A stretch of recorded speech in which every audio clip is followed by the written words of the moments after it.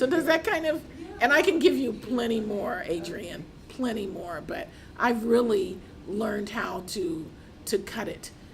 But some, Staying on site is hard for me. I'm gonna work on that. Not taking it home. yeah, well, when you take it home, you take them home with you, because you're close to them. That first paper that I grade, my heart just, I sometimes I have to delay grading it for a couple of days because I know I'm hooked then. They're in my heart, and then I can't quit. So I'd rather have a demarcation line for the grading of the papers. What I do at home oftentimes at night is related to my students. I call them stallions. When they start racing ahead of me, well, what about this? And how does this work? And what do you think about this? And when I have those kind of students at night, I wake up in the middle of the night and I have a ton of books. And I say, oh God, here's where this answer is to this question. This is what so I can always tell when I have stallions in the class because they make me think at night, whereas, other kind of students I call donkeys, hee-haw, hee-haw, and I gotta pull them along. But I always say it only takes 2 or 3 stallions in a class and they turn the other students around. So helping, making students help you, when you see students who have a natural inclination to help another student, and they can do it, they have the capacity, that can sort out a lot of things. Yes, sir. And your name? My name's Andrew. I have a couple questions. So you were speaking earlier about workshops, getting a lot out of them, workshops as an excuse to write, and you spoke also about, as you mentioned, poetry being sort of base and using poetry. And I thought, would you say that learning different genres and using them as sort of forms, tools, you can bring them together and kind of transcend genres. and also, I was wondering if it was important to you that you said that when you were with the PPP, you read Franz Fanon, and the style of a political theorist, political theorist. That, did you ever incorporate that into your style? Do you feel like that had an influence on the way a political theorist writes? Because Franz Fanon's style impacted me quite a lot. Yes, yes. But he's not writing fiction or poetry or anything like that. But I think that his kind of passion, that sort of yes. Academic passion, but also that there's an underlying emotional, real emotional core to that sort of writing. It has influenced me quite a lot, and I wanted to know, if that style influenced you, and also if. Okay, so why don't we stop there and let me, and then I'll do, I'm laughing because I love reading Cornell West, but Cornell West puts me to sleep, So it's so involved. Yeah. And I have to use the dictionary for every other sentence, and I have to really think it through, So, and I'm laughing because the agent who sold the book, the first thing she told me was, Judy, you have to cut 100 to 150 pages, and then she said, and Judy, everything that the Panthers did is not interesting. She wanted me to cut out a lot of the theorizing, okay? And in one version, I had a lot of quotes. I had to cut that. That's not what this book was about. And if you notice, these chapters, well, you can look at it in the book. These chapters are very short.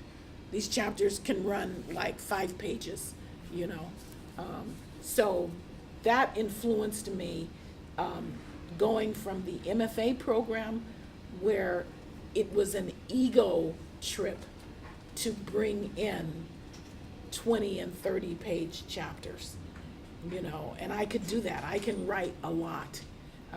And other students would say, oh, Judy, she just always brings in all this work, you know. So in the MFA program, I got stroked for that. Okay? When you submit to small publications, you get stroked for that. Then it came to the novel. I'll pass that around. Then it came to the novel, no strokes for that. No, cut it. You know, the first 3 agents that looked at those 600-page manuscripts said, one of them said, I'm Michael Larson and Elizabeth Pomada, the ones who run the San Francisco Writers Workshop. They said, we're not even gonna look at it. Cut. They said, a first-time novelist? You're not gonna get a 600-page novel, you know, cut it. You know, and I was very insulted. So I did cut it though, managed painfully to cut it to 450 pages. And that was the one that the agent went for, but she said her condition was you're going to have to cut another 100 to 150 pages. And her letter of acceptance said, I want to work with you if you will do as I say. Well, by that time, I was going to do as she said, because I wanted to sell this book. It was like, no, this book is not going to be hanging over me any longer, you know. And I yeah. want to bring up Yeah. 2 questions quick. Okay. Oh, was there? Yeah, he had a little more. Oh, okay. Did that answer one? That did, yeah, Good. that was really Great. very good.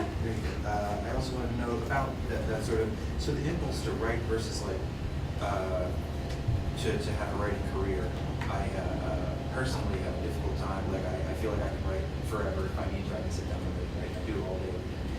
But I don't really say that to send out, you know, like I just kind of don't know where to start, and I'm not motivated to do that. Like my motivation to write is emotional, and I think my motivation to send it out would have to be more intellectual, and I don't have any intellectual motivation. Is there a way to like light that fire?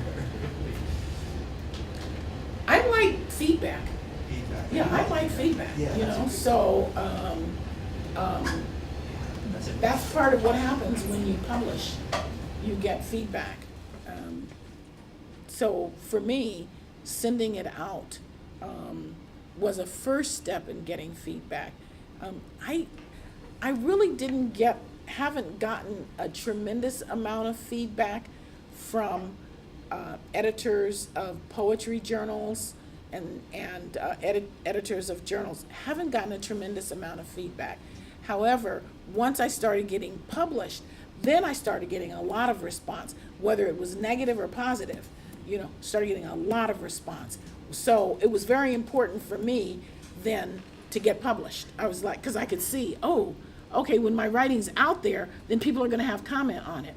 As long as I'm just continuing to send it off, nothing's happening. So another thing I found out about my getting published was that the more that I read my work and the more that I went to writers' conferences, the more people liked my work and the more people responded to my work. So I cannot really say that everything came from just sending it out. It would be, I would read it and then people would say, I want to publish that. That's how I got in Painted Bride Quarterly. So I was a performance poet when I lived in the New York City area. I lived in the tri-state area. I lived in New Jersey. I was a performance poet for probably about four to 6 years. I can't remember exactly. However, I got very tired of it because people wanted to hear the same things over and over again, and you began to know what moved an audience. You know, it was kind of like it was a performance. It was being popular, and it took time away from writing, and it took time away from reading. Yes. Took time away from reading. So I was very happy to retire that element when I moved back to California. I was like, I am not going to do that again. You know, that was fun, and it was a way of getting your name out there. But so does that answer? Oh, yeah. Yeah. Okay. And you were gonna. Just as a quick little side thing is you know, when you keep talking about all this cutting they make you do, Yeah. you know, the thing I always look about it is like, someday I'm gonna use those outtakes, you know? And it makes me like really want to see your, you know, your students stripe like outtake stuff. Like, I mean, have you thought about reworking that into, that's No, because it would need a whole, it's a book is a organic unit. Yeah. No. So you Somebody else has to write about that. I You wrote wanna about write that. that down. I have many other projects that I'm working on. The other thing you were saying in response to Andrew's question too, that it made me think about something in my own life as a writer, was like, when I was also, I was getting published, but I had also, done a lot of performance stuff when I was in my early days with poetry, especially in Philly in the Painted Bride Art Center, actually. Yes. And it was, but I was always kind of bifurcated because I was in this largely black art spoken word scene, and I was like one of the few whites in it. And then at the same time, I was also getting a master's degree in creative writing at Temple. And it was like, my whole thing was like, I saw the segregation. I saw it so hugely that I was trying to be like the guy to straddle the, and so I would always get called like too academic for the street poets, but too street for the academic poets. Or sometimes I'd get the sweet spot where they both would come together. Yeah, right. But, because to me, it was like the social aspect of it became so important. Like, I'd go to poetry readings, and like when I lived in New York, it'd be like, everybody was going to like 5 or 6 poetry readings a week. Yes. And I went to like Yes. 2, and people were like, you weren't at that one. Yes. Yes. Why weren't you, I was like, Yes. well, I was writing. Yeah. Yes. Isn't Yes. that like what we're supposed Yes. to be doing a little more than Yes. schmoozing? Yes. It's a schmoozocracy. Yes. But I remember Totally. when I was Totally. getting and then I just decided to get out, and my way of getting a break on it was going for a PhD in Shakespeare, just to get some distance on the whole damn, arrogance of the contemporary. But I remember having this conversation with a guy who was working on his novel while I was just doing poetry. And of course, that's how novelists think a lot of times about Yes. poets. Yes. And, and he used a very maleist metaphor, but it reminded something you said about the strokes, and you got the strokes from the poetry, but then when it came to working on the novel, you don't. But it's almost like the ugly duckling syndrome in the sense that, he was like, you poets are all into immediate gratification. You need that immediate gratification. Like, somebody clapping for you, or somebody, publishing your work immediately, or even if you get rejected. Like, sometimes I get better feedback when I got rejected than when I get accepted. Oh yeah, you're accepted, Yes. but they didn't say anything. Right. And I was like, I'm in this huge magazine, and I got much better feedback when like a couple editors would reject me. Yes. And as an editor, I would like, always like try to scratch, because I hate the form rejection. It's like, you want to at least say something, and a lot of the magazines did not want to do that. Did not want to say stuff like that. But so he was like, you guys are all into immediate gratification, and I am working in solitude, constructing this giant penis. Yeah, right. So I don't know if you thought of it quite that same way. But No, because I go back and forth. But there is yes. that sense that, like, you have to sacrifice that, urge to feedback, because you're creating this large, structure, and It is a world. It is a world. Yeah. A book is a world in and of itself, and you go into it, and you stay in that world. And so when you come out, you do feel like coming out of a cave into the brightness of day. Yes, yeah. Working on a book is very. It's not tedious. It's just involved. It's involved. So, like this book. This is the labor of the 3 years of writing essays de facto. And then this past year I've been... Are all these essays, aside from the old one that you wrote in the Black Panthers, are all these essays written in the last 3 years? All except for one. One was written in around the cleaning other people's houses was written... No, 2 of them were written in the aughts, in the 2000s. Yeah. Question back yes. there, yes. Do you That's have here. any advice for other writers on how to market your writing, specifically a script or A stage play? script or a Stage play. stage play. Oh, okay, 2 different things. Okay, so I've never sold a script. I would love to, and love to get that money. So I think go online, how to sell a script, or or move to LA, or get in contact with Ryan Coogler. I'm related to actually Ryan Coogler through marriage. I've sent him things, haven't heard a thing, hey Ryan, But, I think having a script, having something in hand is probably your first move, and then, as opposed to an idea. I think you can only sell an idea if you're somebody's famous daughter or what have you, But having a script and then, working on it, putting it out there. But I think if we look at how plays, how scripts, how movies get made right now, especially by blacks, let's say, we can see that there are several roads. So if we looked at Tyler Perry, who is the most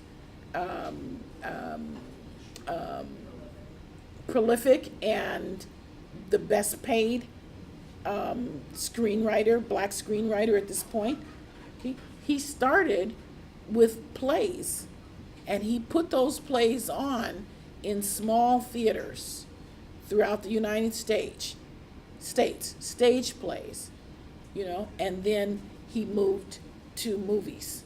But he started with the stage plays, and the first movies were just films of the stage plays. So I think his example, his Madea, line is a great example of capitalist effort, and it's a success story. So that's one way that it gets done. Then we can look at books like Color Purple, and for colored girls who've seen the rainbow, who've considered suicide when the rainbow was enough. And we can see that both of those women, Intisaki Shange and Alice Walker, then were writers. They perfected their craft as writers, as poets, and they hit, they hit at a certain time. Their works were very well received and made into movies subsequently. Wasn't like a fast process, but so they did have. So I think studying people who've done what you want to do, studying how they did it, reading interviews, reading Terry McMillan, very, very successful woman, reading her interviews. She has a blog online, and very interesting, and she has many interviews, and she talks about how she came up. And she also, her first novel was called Mama, I believe, and she hustled her novel just like Too Short hustled his CDs out of the back of her car. Okay, so that was her first novel. So Waiting to Exhale didn't come along until her third novel. Okay, and then by that time, I don't know if the second novel was made into a movie first. Sanaa Lathan was in one of, say it again? Disappearing Acts. I think that was her second novel. It was made into a movie, and then the third one was when she hit pay dirt, So there's a trajectory that several women have been very successful. Also another successful one who I have made contact with, her is named Attica Locke. Have any of you ever heard of her? She's a mystery writer, and she is executive producer of Empire. Yeah. So she's made the leap from writing novels to Hollywood, and where the money is. So it's doable. So please take that name, Attica Locke. I wish I was in that situation, but I'm not. Okay, so I'm not gonna front it off. I can't. I'm a teacher here at Laney Community College. It was so funny. One semester, at Easter time, we all park our cars up on the that that strip of walkway in front of the admissions office. Okay, you know, right now you're not supposed to park there. It's, you know what, You're like in the U. where the U-turn is. Yeah.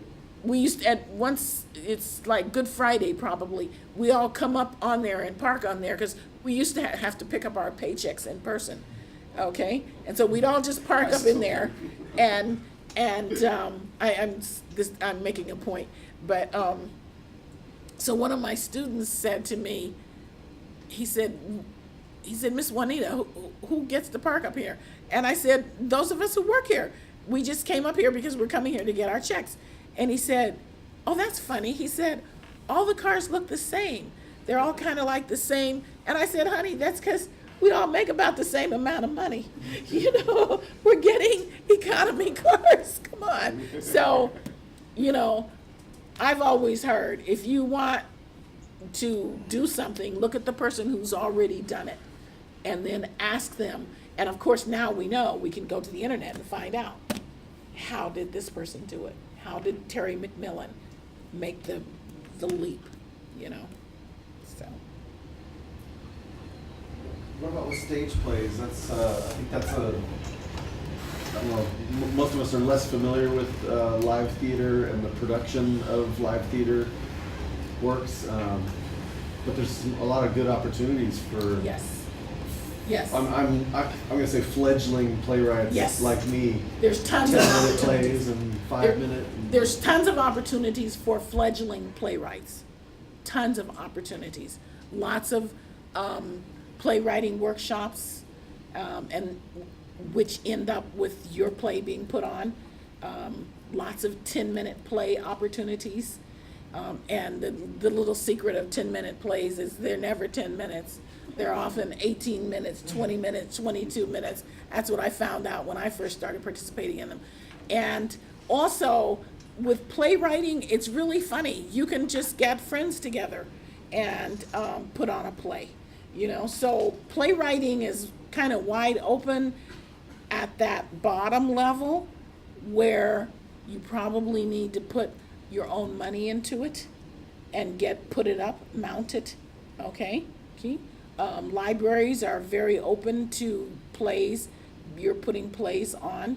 So playwriting is very interesting. I looked at The Real Housewives of Atlanta, and Candy Burris, who is supposedly a multimillionaire from her songwriting, put on a play of hers during the course of it. And I was very interested in what she did, but I could tell she probably put about $1 million into getting this play up, you know, and it was a huge headache, and according to the way it was portrayed on The Real Housewives of Atlanta.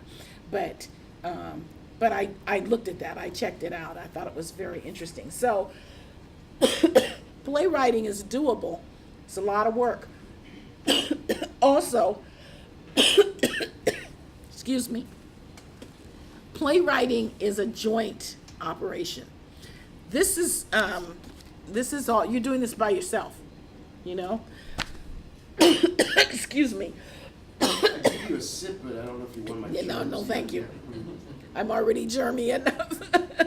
But playwriting is something that you do with other people, because some people say that, I would take a cough drop from someone if someone has or even a stick of gum. I think my throat is just dry from. I'm sorry I didn't bring anything. Yeah. You have something to put water in? No. Somebody has a cough drop or something. Yeah. Gum. Yeah. Gum or a ginger chew? Yes. I think anything just to get my juices working. Thank you, Miss. I appreciate it. Yeah. I think there's an event on Monday nights I think it's at Berkeley Rep Theater, where they read new short plays, and I've been wanting to go and then submit, you know, but I Yes. want to go first and then Yes. submit. Yes. Yes. One I think it's thing Monday maybe, nights at Berkeley Rep Theater. That's the way. Thank you. you mentioned and this is something that I'm really curious about too, is in your book, you mentioned that one of your other activities, aside from being an editor of a newspaper, that, you know, and maybe before you were actually writing the plays, but your work in the 60s, in 67 or so with the Black Arts Theater that did agitprop and stuff. And, you know, I'd like to hear more about it. You know, one thing I'm thinking about is, you guys are reading plays in in our class right now, and you know that this was a group of SF students largely, right? You know, and you could get together and do like agitprop kind of theater stuff too, and you know, there's a lot of different ways to, you know, Definitely. you know, like I'm a big believer in like, you guys are your best assets. I'm talking to my students now. You know that if you stay in touch with each other after this semester's over. Right. You know, Right. and help each other out and be your own community. Don't rely on these older, entrenched people that, as Judy was saying in the passage she read, are often very territorial and possessive and not willing to let young people in until, and if you guys get your own thing, then they're going to want to be part of your thing. You know, Yes. I've seen it happen. I saw it happen with young scenes. You know, at a certain point, they're like, oh, the young people are hanging out. They're shit, man. I want to be part of their series now. Yeah. But I'm curious about that, though. What kind of stuff did you guys do with that?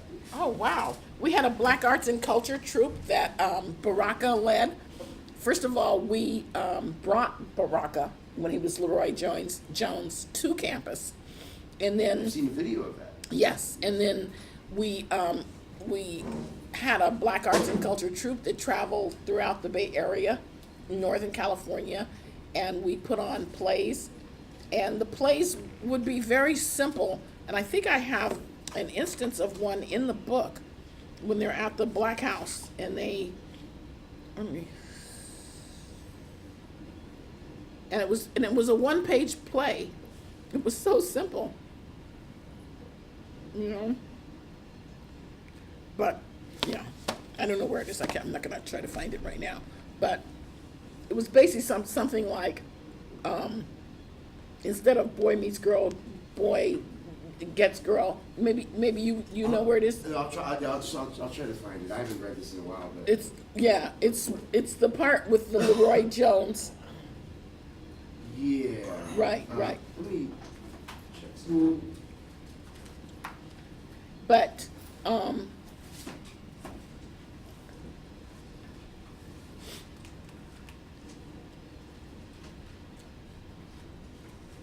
Because do you guys have the maybe I can find it. excerpt from her story? Because like I have a little bit of the Leroy Jones thing in here, but I don't think I have that. But oh, that's right. The page numbers. Is that around? It's chapter 42, I think. Yep, that's it. Okay. Oh wow.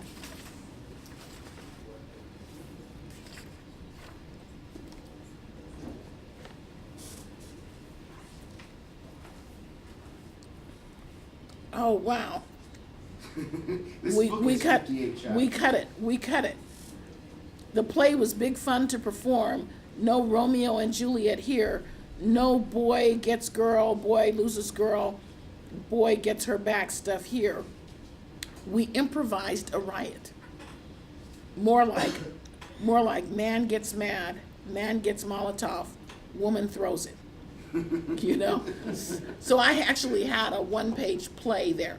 And again, this is a lot of the stuff that the agent said, no, we're going to cut this. We're going to make this move fast. But we would do things like that, improvising a riot, you know. So we were reflecting on stage what was going on in the streets. That was what we were doing, you know. So maybe people can have a chance to really come up and see some of the journals and the magazines that I got published in. And that's something that I'm doing, that's what I'm working with the class now. The one is about the Black Arts Movement, and one is simply has some other writing in it. But I'm trying to show how students can work in a number of different ways.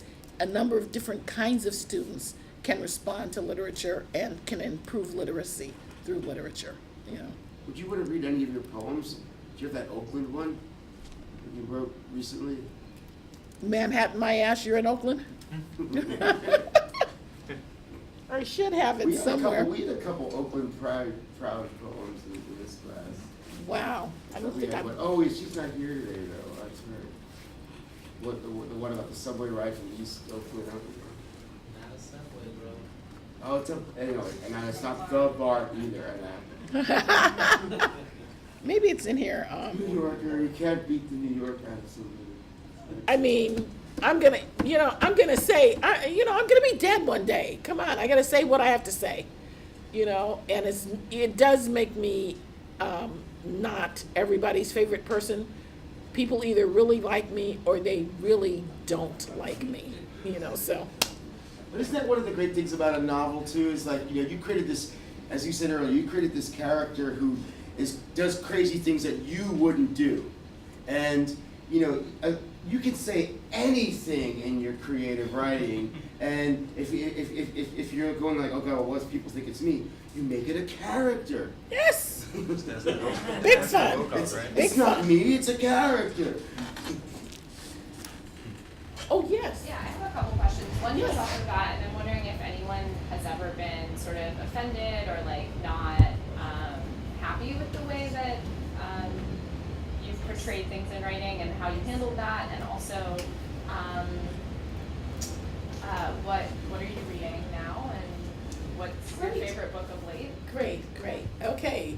I'm reading a book now. I love 600-page books, and I just get involved in them and read them for 2 years or however long it takes me to get through it. So this book is called Reformations, and it just came out from the Yale University Press in May or something, just this past spring. And it's all about all the Protestant, Catholic, Swiss reformations that took place around Martin Luther's time, and it's just fascinating. I mean, it's just so much infighting, and I mean, these people were totally serious. If they were doing the wrong thing, they got beheaded, by the popes. So I just love history. I just love it. History should have been my major. Next lifetime, I'll major in history, But I love history. So that's one thing. And then the other thing, what was the first part of your question? It was? Yeah, I was curious if anyone's ever been offended or unhappy Yes. with Oh, yes. how you handled it. Yeah, okay. So I have a play called Counterterrorism, and I actually was put on here as a one-woman show here, and then it became a two-person show, and it's about two women or even one woman who has an alter ego. And one woman is very bourgeois, and she's a shopaholic. She is a short story writer also. The other woman is a homeless truth teller who speaks her mind no matter what. So they kind of invade each other on stage, okay? So one of my good friend's daughter was at the play, and after the play went up, she said, "Is that my mother on stage?" And her mother is my good friend, and her mother is a world-class shopper. Okay, and she didn't speak to me for 5 months after that, and we're really good friends. At that point, you could say maybe we talk almost every day on the phone. So Have a chance to address it with her? yes, she forgave me, and she said what she learned out of that is what she tells other people. Whatever you say around Judy, just remember she's a writer. And how do you feel hearing that? Is it Well, I'm gonna write what I'm gonna write, but I do try to be careful. I don't want to hurt people. I don't want to be mean. However, she gave me incredible background for this character, because this character, at one point, she says, "I save all the boxes from my shopping," and this was my friend. I'd go over to her house, and she'd pull out all, shoppers love the experience of shopping, you know, and she'd show me the boxes. And I'm not a shopper, and you know, and Ashley, this is a very good friend of mine. These are her clothes. She gives me clothes, you know, and oftentimes her clothes will have the tags on them still, you know. But I love her. She loves me. We're friends still. So I do, after that, yes, it was a stinging experience. But I still utilize people in my work. I think what you're getting at What? too is just the writer's ability to sort of catch other people's vulnerabilities and make that kind of a central part of their character, whether or not that really is, you know, you didn't make that entirely her, right? But you Right, used right, one thing right, that right. is her vulnerability or something that Yes. is delicate and then exaggerated it for the purposes of the play. So. Yes, I did. But the daughter recognized it Right, right. immediately, Yeah. you know. So, yeah, it happens. Yeah, it's a touchy area. What you try to do and what I learned in Molly's class was transform the characters. You know, in other words, you start out with a character who's short or a character who's tall. You make them the opposite. You start out with a man, maybe you play and make it a woman. You know, you change the age. Of course, you change the names. You know, but you transform, and then pretty much you've gotten into a whole another character, and not the person, the original person. So that's a wonderful, wonderful question. Yes. Hi, and what's your name? Oh, man. Nan. Okay. My name is Melvin. I just wanted to ask, how important is it to, let's see, I want to say read reviews on your like books and stuff like that from like readers or the outside world? I'm like on the, I read a lot, so I'm on this app Goodreads, and I kind of connect with the authors sometimes, but there are some that doesn't like to read or respond, and I hear it all the time, like, don't read comments if you write a book or make a movie because it's not good. How do you feel about that? I'm gonna read them. I'm just curious, but I have had to calm down when I've read a bad review, or I've had to learn how to be objective about it and say that person is entitled to his or her opinion, and also not to get inflated when I get a good review. But I truly appreciated so many of the reviews of Virgin Soul, so many people who really got it, including the friends of mine who read it. But what was interesting about Virgin Soul and Friends is that I don't think many of my friends who were in my age group and who went through that experience, I don't think many of them read it. The one who I said named Janice, who was eager to read it, she's a reader, she read it. But some of the others, I don't think they read it. And at first I was a little like, why didn't they read it? And then I realized they went through it, they lived it, they didn't need to read it. You know, this is an interesting new experience. Just like I'm reading about Martin Luther now, and I just love it, and it's so interesting to be transported to another era. You know, that kind of thing. So, does that? Yeah, good. I love your dreads. Aren't they great? Yeah. Yeah. Yes. You said that you use workshops a lot. Are you talking about after your MFA? No. From the time I was 31, okay, I just got up enough nerve finally to go to workshops. Where? How did you find workshops? Where do you? I looked in the newspaper at that point. My very first workshop that I got in was called the Bergen Poets, and I was living in northern New Jersey, and I was looking for a movie to go to, and in the cultural section of the newspaper, it said workshops, writing workshops, writers groups. And this was a group that met in the public libraries every Thursday evening in Bergen County. And I was with that group for about 4 years. Many opportunities, met many people, got many publications through them.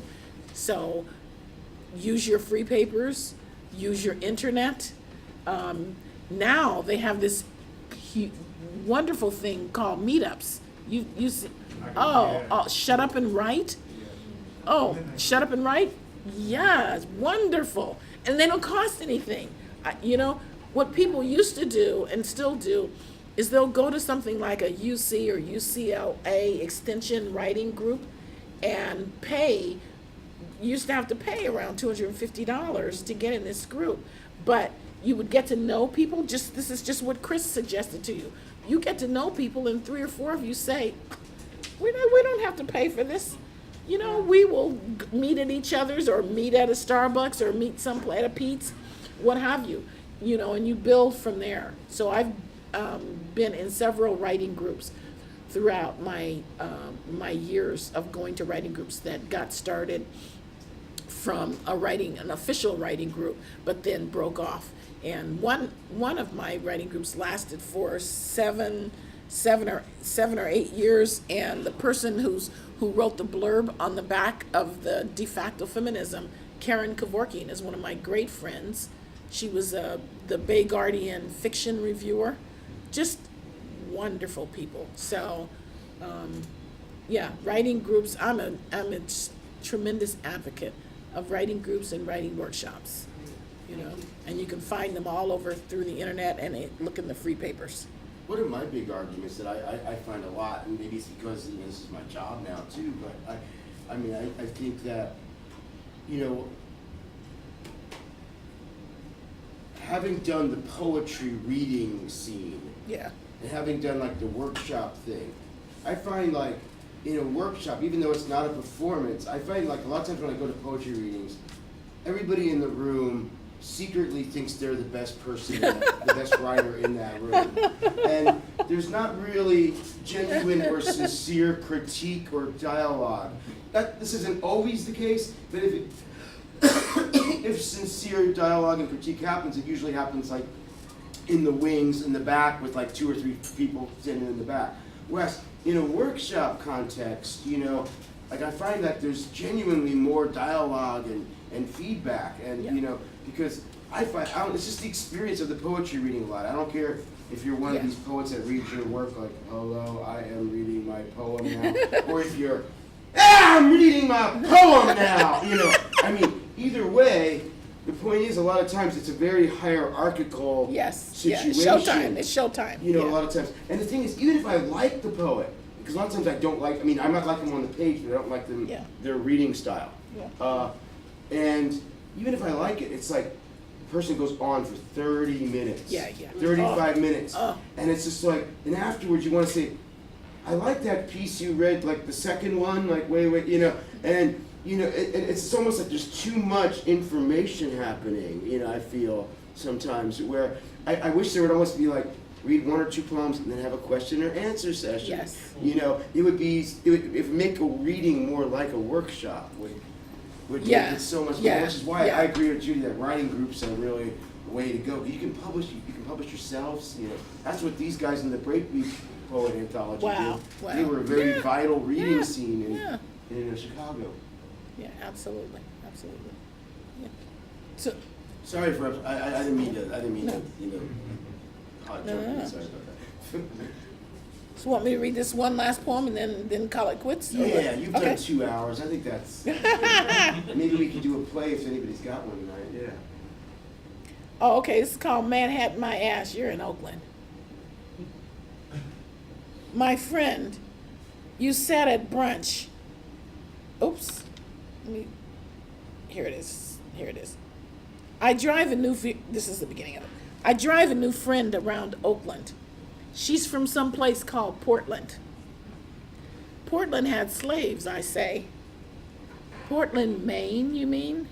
No, Oregon, as well as Maine. It's easy to get around my fair lady of a city, my pretty, pretty, gritty city curled around its man-made lake. My city will not become the White House where James Hoban's slaves, Ben, Peter, and David, his carpenters, somebody else's bricklayers, built an edifice. This temperate city, 62 degrees year-round, will not become another San Francisco, who, in her glory, banished the people who built her.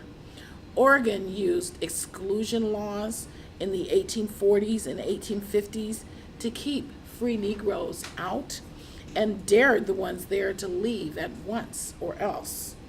San Francisco used the laws of avarice and greed to build its white houses, while middle-class blacks and the working poor, who never knew they were equally unequal, left through the same back door.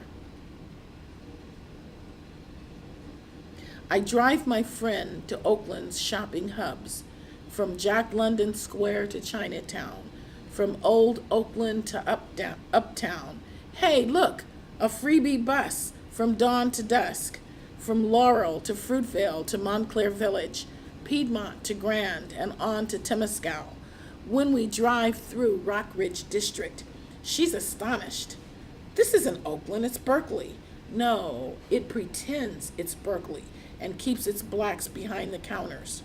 I show her the back doors to the freeways, the secret to getting anywhere in 15 minutes tops. We built this city on rock and roll. Nice try, Jefferson Starship. But you left out the Fillmore, Bobby Blue Bland, Bop City, Sugar Pie DeSantos doing the splits. Oh, baby, those splits built these cities. So you're not coming to Oakland and tearing down our spirit. Manhattan, my ass. Brooklyn, my ass. Oakland is not the new San Francisco, no matter how many of us you displace. My friend, you said at brunch, you jetted here to work at Genentech. Jazz, the blues, and my parents came the same way, riding the Santa Fe. If we needed her bus fare for lunch, my mother walked from East Oakland to the Naval Supply at dawn, 7 miles from East 14th to 7th Street.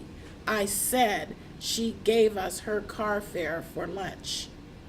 My devout Christian mother, who didn't allow alcohol or swearing in her house, walked past Esther's Orbit Room and Slim Jenkins' Supper Club, cared not a whit for John Lee Hooker, but knew the hookers on the street were blessed angels at her feet.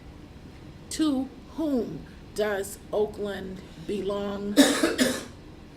The deer in the foothills, the fauna in the ponds, Don Peralta's descendants, my mom and pop, whose plots sit silent in the wind, the Hokan and Penutian hunting turtles and deer.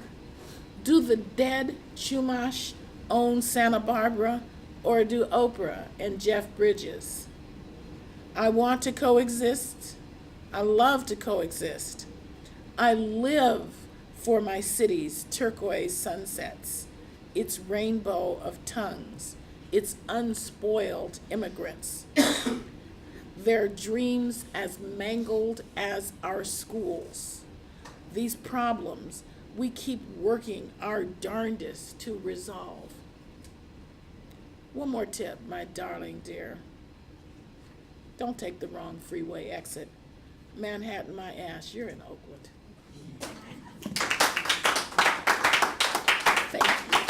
Thank you. Okay. Thank you, Judy. Thank you. I think No one's got another question? I'm sorry, I have another No, don't. question. Okay, because so one thing I've been like wondering about is because I'm working on writing a novel, Yes. but I fear having to read it to people, and I always want to know how is that? Like, because you seem confident when you just, you just read. I just don't see myself doing that or being able. I kind of get like shaken when I'm reading certain pieces to people, and I want to develop or mature into being able to do that. So, how did you? I think you start small. You read, you go to open mics, and you read, small parts. Reading your work is very important because audience feedback, just in the form of sighs like, or laughter, or you can tell when people are getting bored and you've read too long, they start shifting and even get up and walk out. This tells you about your work because your work is hitting their body, and their body language is telling you something. So that's valuable feedback. If you look at it as feedback and not as a performance, then you'll be more on your way. Because I know many people who are shy people. I'm not a shy person, but I know they're shy or they're not prone to performance, but they want to share their idea. It's really sharing your ideas with other people, So it's just start small, start little, In the book, I talk about going out to do comedy and going to the venues in San Francisco at the Brainwash Cafe and Laundromat. I don't know if you know that on phone. Yeah. And I would wait until the last person sometimes. I wouldn't go on, like if it started at 7:30, I wouldn't even go on until 9:30. All but the diehards would not be there because I was nervous about it. I didn't know what I was doing, but I was determined to find out something that I needed to know about comedy. And she's a practiced comedian right here, but what I found out, and what you find out through reading and through taking your art to another level, is you find out how each art form works. So I had so much appreciation for comics after that experience. I did it for about 2.5 years, and it was mind-blowing, and it's also exhausting. Reading is exhausting, so I found out that reading means that I can't, when you do a lot of reading, you can't do other things, because it's actually physically using your body a lot. So there's a lot to look at. There's a lot to consider, but you have a look, and a look is great to have. She knows that. Yeah, a look is great, and then you can work from there. Of course, you need to have content. Right. Okay. Thanks. Thank you, guys. Thank you all. You've been very nice. Very nice.